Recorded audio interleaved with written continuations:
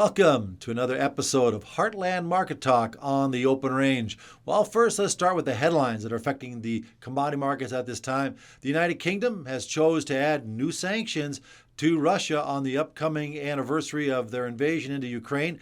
That occurred on February 24th, so that'll be this Saturday, the 2-year mark.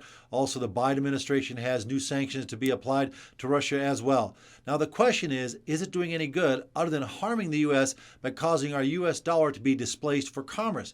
As the Tucker Carlson interview referenced, as he went into Russia, he went to any store of his choice and he found abundant supplies of anything he needed, including Snicker bars and M&Ms. It didn't matter what he wanted, he could find it, and the cost was much more appealing than what the U.S. consumer is experiencing. So the question is, are these sanctions necessary, or are they doing anything other than harming the U.S. dollar in lack of commerce? Because Russia is doing just fine with its ruble and trading partners of China and India.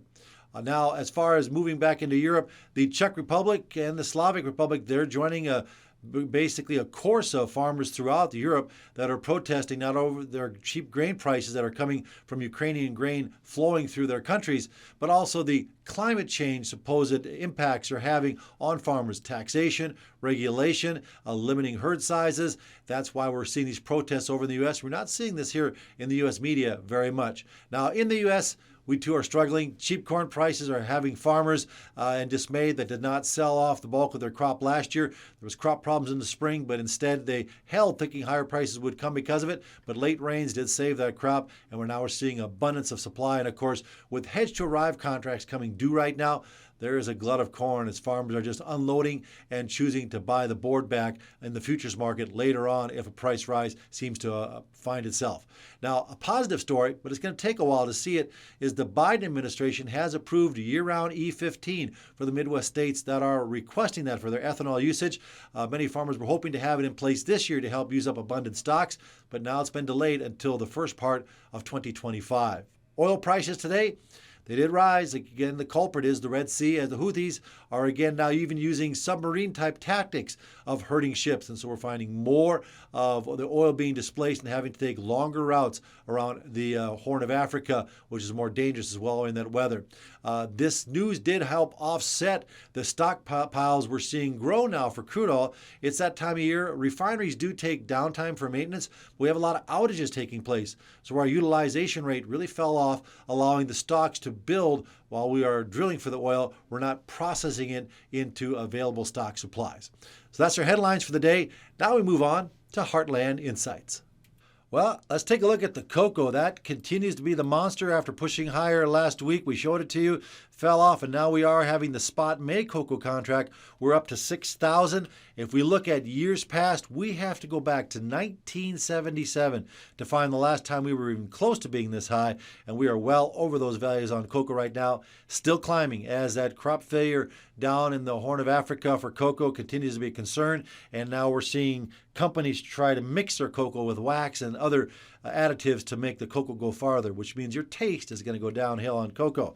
Now, we talked about the cheap corn prices. Something that's going to help out is that cotton has been rising in values. The spot cotton making new contract highs here in the month of February. And as we entered the new year, even new crop cotton, that's the cotton they're going to plant this year, went on the new contract highs last week. The Farm Forum did note that we could see some acreage switches, and that acreage switch could come to 2.5 million acres that farmers in the South, from Texas through Louisiana, they can switch from cotton in South Carolina out of their corn from that cotton to raise profitability. And of course, this would help the corn market try to find a low in the near term, because corn has been falling abruptly. New contract lows again today, getting very close to the $4 mark, and we're going to see a 3 in front of corn before long. Same thing with soybeans, falling today on the May spot contract within a few pennies of the low made last May 30th of last year.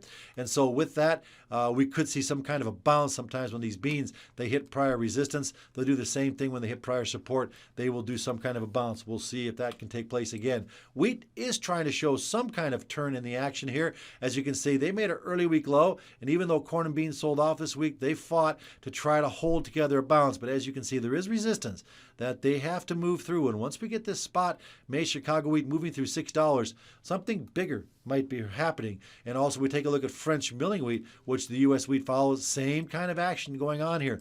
But as well, I got some technical resistance up here, similar to like would be $6 Chicago wheat. We need to move through to break this long-standing downtrend that's been going on since last July.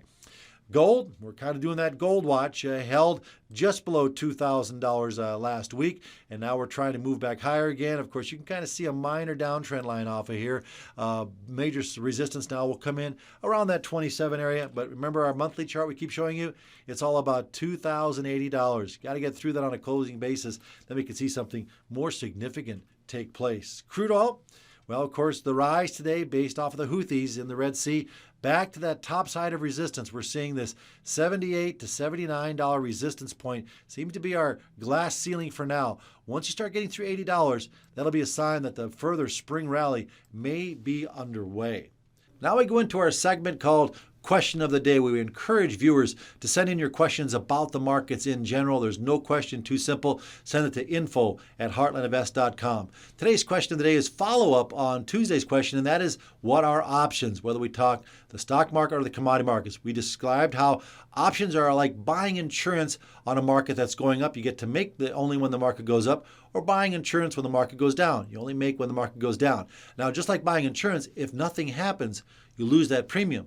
But all you lose is that premium. You can't lose any more than that. Some people find that very safe. Now, when we talk about making money to the upside, you buy a call, which is what makes money to the upside. Why is it a call?